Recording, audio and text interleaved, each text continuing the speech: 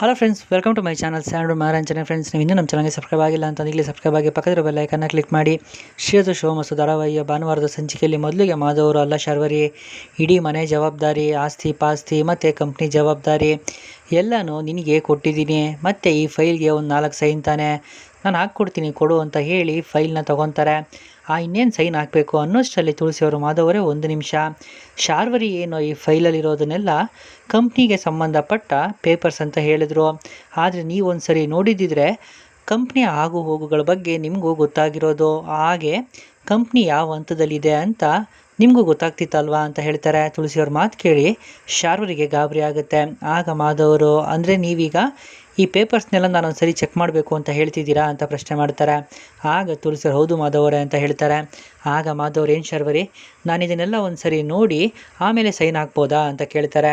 ಶಾರ್ವರಿ ಗಾಬರಿಯಿಂದ, ಬಾವ ನೋಡಿನೇ ಸೈನ್ ಹಾಕಿ ಆದರೆ ಅಂತ ಹೇಳಕ್ಕೆ ಹೋಗ್ತಾರೆ. ಆಗ ಮಾಧವರು, ಆದರೆ ಹೋದರೆ ಏನೂ ಇಲ್ಲ ಶಾರ್ವರಿ, ನಾನಿದು ಯಾವುದೂ ಕೂಡ ಓದೋದಿಲ್ಲ. ಯಾಕೆ ಅಂತಂದರೆ ಅಷ್ಟು ತಾಳ್ಮೆನೂ ಇಲ್ಲ, ಅದರ ಅವಶ್ಯಕತೆ ಕೂಡ ನನಗೆ ಇಲ್ಲ ಅಂತ ಹೇಳ್ತಾರೆ. ಆಗ ತುಳಸಿಯವರಲ್ಲ ಮಾಧವರೇ, ಏನು ಹೀಗೆ ಹೇಳ್ತಿದ್ದೀರಾ ಅಂತ ಕೇಳ್ತಾರೆ. ಆಗ ಮಾಧವರು, ಹೌದು ತುಳಸಿಯವರೇ, ನಾನು ಇದನ್ನೆಲ್ಲ ಯಾಕೆ ನೋಡಬೇಕು, ಎಲ್ಲ ಅಧಿಕಾರನೂ ನಾನು ಶಾರ್ವರಿಗೆ ಕೊಟ್ಟಿದ್ದೀನಿ. ಶಾರ್ವರಿನೇ ಹೇಳ್ತಿದ್ದಾಳೆ ಅಲ್ವಾ, ಇದೆಲ್ಲ ಕಂಪ್ನಿಗೆ ಸಂಬಂಧಪಟ್ಟಿರೋ ಪೇಪರ್ಸ್ ಅಂತ. ಇಲ್ಲಿ ನೋಡಿ, ಟೆಂಡರ್ ಅಪ್ಲಿಕೇಶನ್ ಇದೆ, ಇದೆಲ್ಲ ಕಂಪ್ನಿದೆ, ನಾನು ಆರಾಮಾಗಿ ಸೈನ್ ಮಾಡ್ಬೋದು, ಸುಮ್ಮನೆ ಇದನ್ನೆಲ್ಲ ಯಾಕೆ ಓದಬೇಕು ಅಂತ ಹೇಳ್ತಾರೆ. ಆಗ ಶಾರ್ವರಿ, ಬಾವಾ ತುಳಸಿಯವ್ರಿಗೆ ಆತಂಕ ಆಗ್ತಿರೋ ಹಾಗಿದೆ, ನೀವೊಂದು ಸರಿ ಎಲ್ಲನೂ ಓದ್ಬಿಟ್ಟೆ ಆಮೇಲೆ ಸೈನ್ ಮಾಡಿ ಅಂತ ಹೇಳ್ತಾರೆ.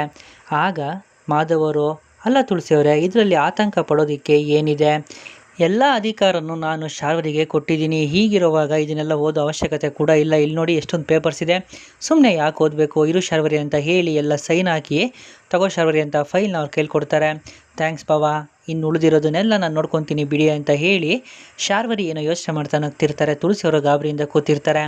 ಮತ್ತೆ ಇಲ್ಲಿ ರಮೇಶ್ ಅವರು, ಸರ್ ಇನ್ನು 2 ದಿನ ಹೋದರೆ ನಾನು ಕೋರ್ಟ್ಗೆ ಹೋಗಿ ಸಾಕ್ಷಿ ಹೇಳಬೇಕು ಸರ್, ನನ್ನ ಜೀವನದಲ್ಲಿ ಮೊದಲನೇ ಸರಿ ಕೋರ್ಟ್ ಮೆಟ್ಲನ್ನ ಹತ್ತುತ್ತಿರೋದು, ಅಲ್ಲಿ ಏನಾಗುತ್ತೋ ಏನೋ ಅಂತ ನನಗೆ ಟೆನ್ಷನ್ ಆಗ್ತಿದೆ ಅಂತ ಹೇಳ್ತಾರೆ. ಆಗ ಜಗನ್ನಾಥ್ ಅವರು, ಆ ಟೆನ್ಷನಲ್ಲಿ ನೀನು ಎಲ್ಲಿ ಮನೆ ಬಿಟ್ಟು ಓಡೋಗ್ತೀಯೋ ಅನ್ನೋ ಭಯ ನನಗಾಗ್ತಿದೆ ಅಂತ ಹೇಳ್ತಾರೆ. ಆಗ ರಮೇಶ್ ಅವರು, ಅಲ್ಲ ಸರ್, ನಾನು ತಪ್ಪಿಸ್ಕೊಂಡು ಹೋಗಬೇಕು ಅನ್ನೋದೇ ಆಗಿದ್ದರೆ ಇಷ್ಟು ದಿನ ಬೇಕಿತ್ತ ಸರ್, ಒಂದು ವೇಳೆ ನಾನೇನಾದರೂ ತಪ್ಪಿಸ್ಕೊಂಡು ಹೋದರೆ ನನ್ನ ಜೀವಕ್ಕೆ ಅಪಾಯ ಇದೆ ಅಂತ ನನಗೆ ಚೆನ್ನಾಗೇ ಗೊತ್ತಾಗಿದೆ, ನಾನು ಎಲ್ಗೂ ಹೋಗೋದಿಲ್ಲ ಬಿಡಿ ಸರ್ ಅಂತ ಹೇಳ್ತಾರೆ. ಆಗ ಜಗನ್ನಾಥ್ ಅವರು, ನೀನು ತುಂಬಾ ಜಾಣಮರಿ ಆಗಿಬಿಟ್ಟಿದ್ಯಾ, ಆದರೆ ನನ್ನ ಕರ್ತವ್ಯನ ನಾನು ಮಾಡಲೇಬೇಕಲ್ವಾ, ಶತ್ರುಗಳು ದಾಳಿ ಮಾಡ್ತಾರೋ ಬಿಡ್ತಾರೋ, ಗಡಿ ಭಾಗದಲ್ಲಿ ಸೈನಿಕರು ಹೇಗೆ ನಮ್ಮ ದೇಶನ ಕಾಯ್ತಿರ್ತಾರೋ ಹಾಗೆ ನೀನು ತಪ್ಪಿಸ್ಕೊಂಡು ಹೋಗ್ತೀಯೋ ಬಿಡ್ತೀಯೋ, ಒಟ್ಟಿನಲ್ಲಿ ನಿನ್ನನ್ನು ಕಾಯೋದು ನನ್ನ ಕರ್ತವ್ಯ ಅಷ್ಟೇ ಅಂತ ಹೇಳ್ತಾರೆ. ಆಗ ರಮೇಶ್ ಅವರು, ಆಯಿತು ಬಿಡಿ ಸರ್, ನಾಳೆ ನಾನು ಸಾಕ್ಷಿ ಹೇಳೋದಕ್ಕೆ ಅಂತ ಕೋರ್ಟ್ಗೆ ಹೋಗೋವಾಗಲೂ ಕೂಡ ನೀವು ನನ್ನ ಹಿಂದೆನೇ ಇರಿ ಸರ್, ನನಗೆ ಒಂದು ರೀತಿ ಧೈರ್ಯ ಇರುತ್ತೆ ಅಂತ ಹೇಳ್ತಾರೆ. ಆಗ ಜಗನ್ನಾಥ್ ಅವರು, ಏನು ಹೇಳ್ತಿದ್ಯಾ, ಕೋರ್ಟಲ್ಲಿ ನಾನು ಬಂದು ನೀನು ಹಿಂದೆ ನಿಂತ್ಕೊಳ್ಳೋಕ್ಕೆ ಸಾಧ್ಯನಾ, ಕೋರ್ಟ್ಗೆ ಹೋಗ್ಬೇಕಾಗಿರೋದು ನೀನು, ಸಾಕ್ಷಿ ಹೇಳಬೇಕಾಗಿರೋದು ನೀನು, ಅಂಥದ್ರಲ್ಲಿ ನಾನೇನಾದರೂ ನೀನು ಅಕ್ಕ ಪಕ್ಕ ಹಿಂದೆ ನಿಂತಿರೋದನ್ನು ಜಡ್ಜ್ ಸಾಹೇಬ್ರು ಏನಾದರೂ ನೋಡಿದ್ರೆ ಜುಟ್ಟಿಡ್ದು ನನ್ನನ್ನು ಆಚೆ ಹಾಕ್ತಾರೆ ಅಷ್ಟೇ ಅಂತ ಹೇಳ್ತಾರೆ. ಆಗ ರಮೇಶ್ ಅವರು, ಅಲ್ಲ ಸರ್, ಕೋರ್ಟು ಮತ್ತು ಪೊಲೀಸ್ ಸ್ಟೇಷನ್ನು ಎಲ್ಲ ಹೇಗಿರುತ್ತೆ ಸರ್, ಅಲ್ಲಿ ನನ್ನನ್ನು ಯಾರೂ ಕೂಡ ಎದುರಿಸಲ್ಲ ಅಲ್ವಾ, ನನಗೇನು ತೊಂದರೆ ಆಗೋದಿಲ್ಲ ಅಲ್ವಾ ಅಂತ ಕೇಳ್ತಾರೆ. ಆಗ ಜಗನ್ನಾಥ್ ಅವರು, ಯಾವನು ಹೇಳಿದ್ದು ತೊಂದರೆ ಆಗೋದಿಲ್ಲ ಅಂತ, ಒಂದು ಸರಿ ಕೋರ್ಟ್ಗೆ ಹೋಗ್ಬಿಟ್ರೆ ಸಾಕು, ಒಂದು ಕೇಸ್ನ ವರ್ಷಾನುಗಟ್ಲೆ ಎಳಿತಾರೆ, ಇನ್ನು ಪೊಲೀಸ್ ಸ್ಟೇಷನ್ಗೆ ಹೋದ್ರಂತೂ ನಾವು ಹೋಗಿರೋ ಕೇಸೇ ಬೇರೆ, ನಮ್ಮ ತಲೆಗೆ ಸುತ್ತಕೊಳ್ಳೋ ಕೇಸ್ಗಳೇ ಬೇರೆ, ಇನ್ನು ಪೊಲೀಸವರಂತೂ ಬಾಯಲ್ಲಿ ಮಾತಾಡೋದೇ ಇಲ್ಲ, ಅವ್ರೇನಿದ್ರು ಲಾಟಿಲೇ ಮಾತಾಡೋದು, ನೀನು ಯಾವತ್ತಾದರೂ ಲಾಟಿ ರುಚಿ ನೋಡಿದ್ಯಾ ಅಂತ ಕೇಳ್ತಾರೆ. ಇಲ್ಲ ಅಂತ ರಮೇಶ್ ಅವ್ರು ಹೇಳ್ತಾರೆ. ಅಷ್ಟರಲ್ಲಿ ದತ್ ಅವ್ರು ಬಂದು ವಾಕಿಂಗ್ ಸ್ಟಿಕ್ಕಿಂದ ಜಗನ್ನಾಥ್ ಅವ್ರ ಬೆನ್ನಿಗೆ ಹೊಡಿತಾರೆ. ಇದು ಲಾಟಿ ಏಟಲ್ಲ, ತುಂಬಾ ಘಾಟಿ ಏಟು ಅಂತ ಹೇಳ್ತಾರೆ.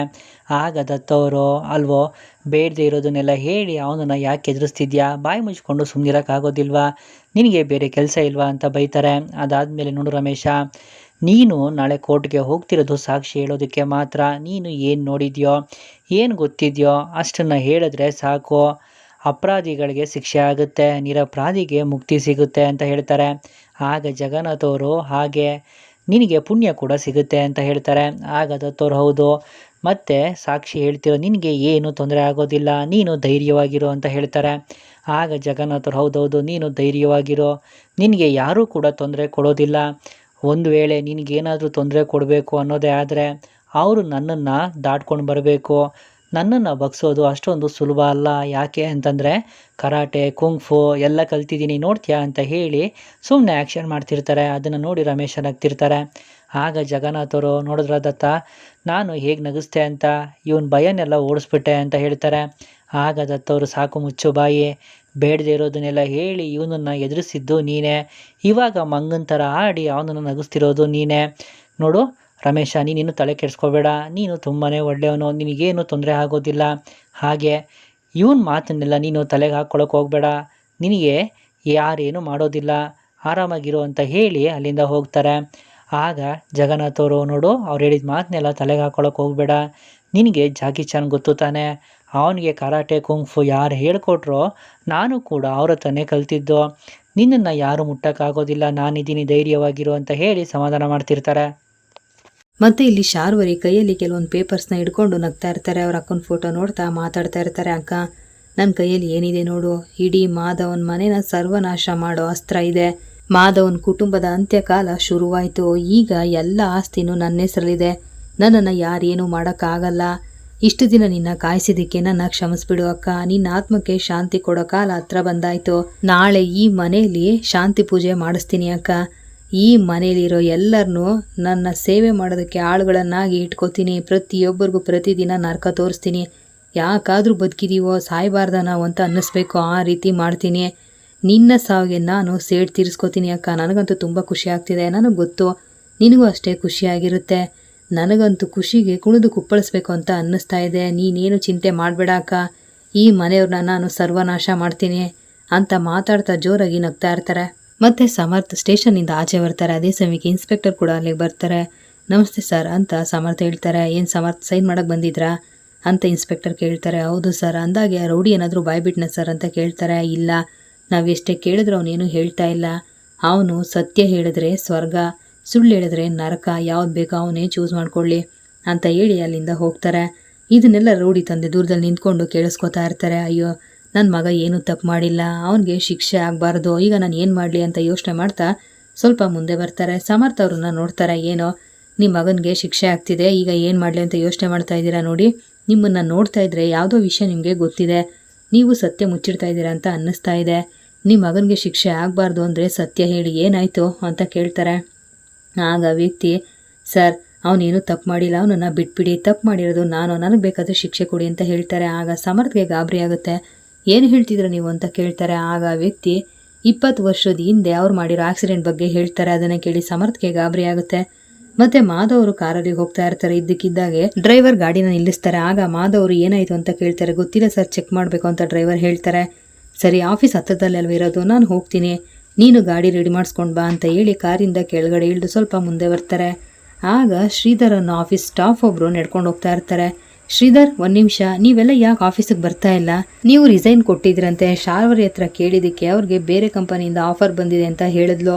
ಏನಿದೆಲ್ಲ ಅಂತ ಕೇಳ್ತಾರೆ. ಆಗ ಶ್ರೀಧರ್, ಸರ್ ಇದನ್ನೆಲ್ಲ ನಿಮ್ಮ ಹತ್ರ ಹೇಗೆ ಹೇಳಬೇಕು ಅಂತ ಗೊತ್ತಾಗ್ತಾ ಇಲ್ಲ, ಹೇಳದೆ ಬೇರೆ ದಾರಿ ಇಲ್ಲ. ಯಾಕೆ ಅಂದರೆ ನೀವು ನಮ್ಮನ್ನೆಲ್ಲ ನಿಮ್ಮ ಫ್ಯಾಮಿಲಿ ಮೆಂಬರ್ಸ್ ಥರ ನೋಡ್ಕೊಂಡಿದ್ದೀರಾ ಸರ್ ಅಂತ ಹೇಳಿ, ನಮಗೆ ಯಾವ ಕಂಪನಿಯಿಂದನೂ ಆಫರ್ ಬಂದಿಲ್ಲ. ಶಾರ್ವರಿ ಅವರು ನಮ್ಮನ್ನು ಕೆಲಸದಿಂದ ತೆಗೆದಿದ್ದಾರೆ. ಇಷ್ಟು ವರ್ಷ ನಿಯತ್ತಾಗಿ ಕಂಪನಿಲಿ ದುಡ್ದಿದ್ದೀವಿ ಸರ್. ನಾನೊಬ್ಬನೇ ಅಲ್ಲ, ಎಷ್ಟೋ ಜನ ಎಂಪ್ಲಾಯೀಸು ಕೆಲಸನ ಕಳ್ಕೊಂಡಿದ್ದಾರೆ. ಶಾರ್ವರಿ ಅವರು ನಮ್ಮನ್ನು ಕೆಲಸದಿಂದ ತೆಗೆದಿದ್ದಾರೆ. ಅವರು ಕೆಲಸದಿಂದ ತೆಗೆದಿರೋದು ನಿಮ್ಗೆ ಯಾರಿಗೂ ಗೊತ್ತಾಗಬಾರ್ದು ಅಂತ ನಾವೇ ಬಂದು ರಿಸೈನ್ ಕೊಟ್ಟಿರೋದು ಸರ್. ಅಷ್ಟೇ ಅಲ್ಲ, ಕಂಪನಿ ಕಡೆಯಿಂದ ಏನೆಲ್ಲ ಫೆಸಿಲಿಟೀಸ್ ಕೊಟ್ಟಿದ್ರು ಅದನ್ನೆಲ್ಲ ಕಿತ್ಕೊಂಡಿದ್ದಾರೆ. ಇದ್ದಕ್ಕಿದ್ದಾಗೆ ಕೆಲಸದಿಂದ ತೆಗೆದಿದ್ದಾರೆ. ಏನು ಮಾಡಬೇಕು ಅಂತಲೇ ಗೊತ್ತಾಗ್ತಾ ಇಲ್ಲ, ಜೀವನ ಮಾಡೋದೇ ಕಷ್ಟ ಆಗೋಗಿದೆ. ಒಟ್ಟಿನಲ್ಲಿ ಶಾರ್ವರಿ ಅವರು ನಮ್ಮನ್ನು ಮುಳುಗಿಸ್ಬಿಟ್ರು ಸರ್ ಅಂತ ಹೇಳ್ತಾರೆ. ಅದನ್ನು ಕೇಳಿ ಮಾಧವ್ರಿಗೆ ತುಂಬಾ ಬೇಜಾರಾಗುತ್ತೆ. ಮತ್ತೆ ಮಾಧವ್ ಅವರು ಮನೆಗೆ ಬರ್ತಾರೆ. ಶಾರ್ವರಿ ಅಂತ ಕೋಪದಲ್ಲಿ ಕೂಗ್ತಾರೆ. ಆಗ ಶಾರ್ವರಿ ಅಲ್ಲಿಗೆ ಬರ್ತಾರೆ. ಏನಾಯಿತು ಬಾವ ಅಂತ ಕೇಳ್ತಾರೆ. ನೀನು ನಮ್ಮ ಕಂಪನಿ ಸ್ಟಾಫ್ನೆಲ್ಲ ಕೆಲಸದಿಂದ ತೆಗೆದಿದ್ಯಾ ಅಂತ ಕೇಳ್ತಾರೆ. ಬಾವ, ಅವರನ್ನೆಲ್ಲ ನಾನು ಕೆಲಸದಿಂದ ತೆಗೆದಿದ್ದೀನಿ ಅಂದಮೇಲೆ ಅವರು ನಮ್ಮ ಸ್ಟಾಫ್ ಹೇಗಾಗ್ತಾರೆ ಅಂತ ಕೇಳ್ತಾರೆ. ಈಗ ಅವ್ರು ಏನು ತಪ್ಪು ಮಾಡಿದ್ರು ಅಂತ ಅವ್ರನ್ನ ಕೆಲಸದಿಂದ ತೆಗೆದಿದ್ದೆ ನೀನು ಅಂತ ಮಾಧವ್ ಕೇಳ್ತಾರೆ. ತಪ್ಪೇನೂ ಮಾಡಿಲ್ಲ, ಹಾಗಂತ ಅವ್ರೇನು ಕೆಲಸನೂ ಮಾಡ್ತಾ ಇರಲಿಲ್ಲ. ನನಗೆ ಹೊಸ ಸ್ಟಾಫ್ ಬೇಕಾಗಿತ್ತು, ಕ್ರಿಯೇಟಿವ್ ಆಗಿ ಯೋಚನೆ ಮಾಡೋ ಅಂಥವ್ರು, ಚೆನ್ನಾಗಿ ಕೆಲಸ ಮಾಡೋ ಅಂಥವ್ರು, ಹಾಗೆ ನಾನು ಹೇಳಿದ ಮಾತನ್ನ ಚಾಚು ತಪ್ಪದೆ ಪಾಲಿಸೋ ಅಂಥವ್ರು ಬೇಕಾಗಿತ್ತು. ನನಗೆ ಬೇಕಿರೋ ಅಂಥ ಎಂಪ್ಲಾಯಿಗಳನ್ನ ನಾನು ಅಪಾಯಿಂಟ್ ಮಾಡ್ಕೊಂಡಿದ್ದೀನಿ ಅಂತ ಹೇಳ್ತಾರೆ. ಮಾಧವ್ ಅವ್ರಿಗೆ ಕೋಪ ಬರುತ್ತೆ.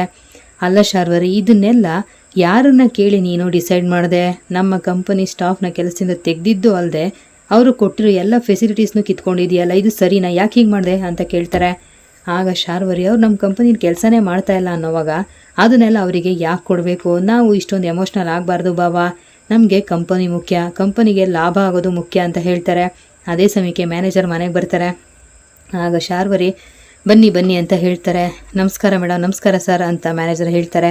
ನಾನು ಹೇಳಿದ ಫೈಲ್ನ ತಂದಿದ್ದೀರಾ ಅಲ್ವಾ ಅಂತ ಶಾರ್ವರಿ ಕೇಳ್ತಾರೆ. ಆಗ ಮ್ಯಾನೇಜರ್ ಹೌದು madam, K group of companies ಜೊತೆ ಟೈಅಪ್ ಆಗೋದಕ್ಕೆ ಏನೇನೆಲ್ಲ ಡಾಕ್ಯುಮೆಂಟ್ಸ್ ಬೇಕು ಅದನ್ನೆಲ್ಲ ತಂದಿದ್ದೀನಿ ಅಂತ ಹೇಳ್ತಾರೆ. ಅದನ್ನು ಕೇಳಿ ಮಾಧವ್ಗೆ ಗಾಬರಿ ಆಗುತ್ತೆ.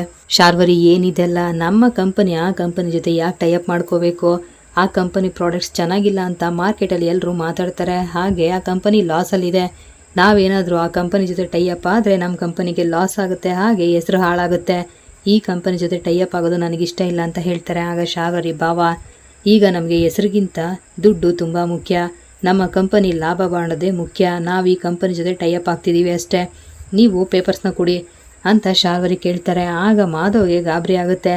ಮ್ಯಾನೇಜರ್ ಕೈಲಿರೋ ಪೇಪರ್ಸ್ನ ಕಿತ್ಕೋತಾರೆ. ಬಾವ ನೀವೇನು ಮಾಡ್ತಾ ಇದ್ದೀರಾ, ಪೇಪರ್ಸ್ನ ಕೊಡಿ ಅಂತ ಶಾರ್ವರಿ ಹೇಳ್ತಾರೆ. ಆಗ ಮಾಧವ್ ಅವರು ಶಾರ್ವರಿ ಅಂತ ಕೂಗ್ತಾರೆ. ಶಾರ್ವರಿಗೆ ಗಾಬರಿ ಆಗುತ್ತೆ. ಮಾಧವ್ ಅವರ ಪೇಪರ್ಸ್ನೆಲ್ಲ ಹರಿದು ಬಿಸಾಕ್ತಾರೆ.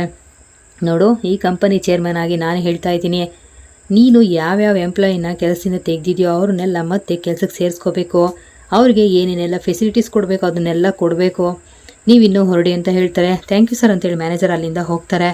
ಶಾರ್ವರಿ ನೀನು ಮಾಡ್ತಾ ಇರೋದು ಸರಿಯಲ್ಲ, ಇದು ತಪ್ಪು ಅಂತ ಹೇಳ್ತಾರೆ. ಆಗ ಶಾರ್ವರಿ ಸೋಫಾ ಮೇಲೆ ಕುತ್ಕೊಂಡು ಕಾಲ ಮೇಲೆ ಕಾಲು ಹಾಕೊಡ್ತಾರೆ. ಅದನ್ನು ನೋಡಿ ಮಾಧವ್ ಅವರಿಗೆ ಗಾಬರಿ ಆಗುತ್ತೆ. ಶಾರ್ವರಿ ನೀನು ಮಾಡ್ತಾ ಇರೋದು ಸರಿ ಇಲ್ಲ ಅಂತ ಹೇಳ್ತಾರೆ. ಇದು ನನ್ನ ಕಂಪನಿ, ನನ್ನ ಕಂಪನಿನ ಹೇಗೆ ನಡೆಸಬೇಕು ಅಂತ ನನಗೆ ತುಂಬ ಚೆನ್ನಾಗೇ ಗೊತ್ತಿದೆ, ನೀವು ನನಗೇನು ಹೇಳೋದು ಬೇಕಾಗಿಲ್ಲ ಅಂತ ಹೇಳ್ತಾರೆ. ಆಗ ಮಾಧವ್ ಆಯಿತು ಶಾರ್ವರಿ, ಇದು ನಿನ್ನ ಕಂಪನಿನೇ, ಕಂಪನಿನ ಒಳ್ಳೆ ದಾರಿ ನಡೆಸಬೇಕೇ ವಿನಃ ಅಡ್ಡ ದಾರಿಲಲ್ಲ ಅಂತ ಹೇಳ್ತಾರೆ. ಆಗ ಶಾರ್ವರಿ ಇದನ್ನೆಲ್ಲ ಕೇಳೋದಕ್ಕೆ ನೀವು ಯಾರು, ನಿಮಗೂ ಇದಕ್ಕೂ ಏನು ಸಂಬಂಧ, ನೀವು ಇದನ್ನೆಲ್ಲ ಪ್ರಶ್ನೆ ಮಾಡ್ತೀರಾ ಅನ್ನೋದೇ ಆದರೆ ನೀವು ನಿಮ್ಮ ಮನೆಯವರೆಲ್ಲ ಈ ಮನೆಯಿಂದ ಆಚೆ ಹೋಗ್ಬೇಕಾಗುತ್ತೆ ಅಂತ ಹೇಳ್ತಾರೆ. ಮಾಧವ್ಗೆ ಗಾಬರಿ ಆಗುತ್ತೆ. ಶಾರ್ವರಿ ನಗ್ತಾ ಇರ್ತಾರೆ. ಅದೇ ಸಮಯಕ್ಕೆ ಅಭಿ ತುಳಸಿ ಪೂರ್ಣಿ 4 ಜನ ಚಪ್ಪಾಳೆ ಹೊಡ್ಕೊಂಡು ಅಲ್ಲಿಗೆ ಬರ್ತಾರೆ. ಆಗ ತುಳಸಿ, ನಾವ್ಯಾಕೆ ಮನೆಯಿಂದ ಆಚೆ ಹೋಗ್ಬೇಕು ಶಾರ್ವರಿ, ಮನೆಯಿಂದ ಆಚೆ ಹೋಗ್ಬೇಕಾಗಿರೋದು ನೀನು, ಕೊನೆಗೂ ನಿನ್ನ ಅಂತ್ಯನ ನೀನೇ ಸ್ವಾಗತ ಮಾಡ್ಕೋತಾ ಇದೆಯಾ ಅಂತ ಹೇಳ್ತಾರೆ. ಏನೋ ಈ ಮನೆ ಆಗಲಿ ಕಂಪನಿ ಆಗಲಿ ಎಲ್ಲ ಇರೋದು ನನ್ನ ಹೆಸರಲ್ಲಿ ಅಂತ ಶಾರ್ವರಿ ಹೇಳ್ತಾರೆ. ಆಗ ಅಭಿ ನಗ್ತಾ ಇರ್ತಾರೆ. ನಿಮ್ಮ ಹೆಸರಲ್ಲಿ ಏನೂ ಇಲ್ಲ, ಎಲ್ಲ ಇರೋದು ಡ್ಯಾಡ್ ಹೆಸರಲ್ಲಿ ಅಂತ ಅಭಿ ಹೇಳ್ತಾರೆ. ಆಗ ಅಪ್ಪ ಎಲ್ಲ ಅಥಾರಿಟಿನೂ ನಿಮಗೆ ಕೊಡ್ತಾರೆ ಅಂತ ನಮಗೆ ಗೊತ್ತಿತ್ತು, ಅದಕ್ಕೆ ನಾವು ಲಾಯರ್ ಹತ್ರ ಮಾತಾಡಿ ಡೂಪ್ಲಿಕೇಟ್ ಡಾಕ್ಯುಮೆಂಟ್ಸ್ನ ರೆಡಿ ಮಾಡಿಸಿದ್ವಿ, ಯಾಕೆ ಅಂದರೆ ನಿಮ್ಮ ಬುದ್ಧಿ ಏನು ಅಂತ ನಮಗೆ ಗೊತ್ತಿತ್ತಲ್ಲ ಅದಕ್ಕೆ ಅಂತ ಹೇಳ್ತಾರೆ. ಅದನ್ನು ಕೇಳಿ ಶಾರ್ವರಿಗೆ ಗಾಬರಿ ಆಗುತ್ತೆ. ಮಾಧವ್ ಅವರು ಆಶ್ಚರ್ಯದಿಂದ ಮನೆಯವ್ರನ್ನೇ ನೋಡ್ತಾ ಇರ್ತಾರೆ. ಇಲ್ಲಿಗೆ ಶಿರಸು ಶುಭ ಧಾರಾವಾಹಿಯ ಭಾನುವಾರ ಸಂಚಿಕೆ ಮುಕ್ತಾಯ ಆಗುತ್ತೆ. ಮುಂದಿನ ವಿಡಿಯೋಗಾಗಿ ದಯವಿಟ್ಟು ನಮ್ಮ ಚಾನಲ್ ಸಬ್ಸ್ಕ್ರೈಬ್ ಮಾಡಿ, ವಿಡಿಯೋನ ಲೈಕ್ ಮಾಡಿ, ಶೇರ್ ಮಾಡಿ. Thank you.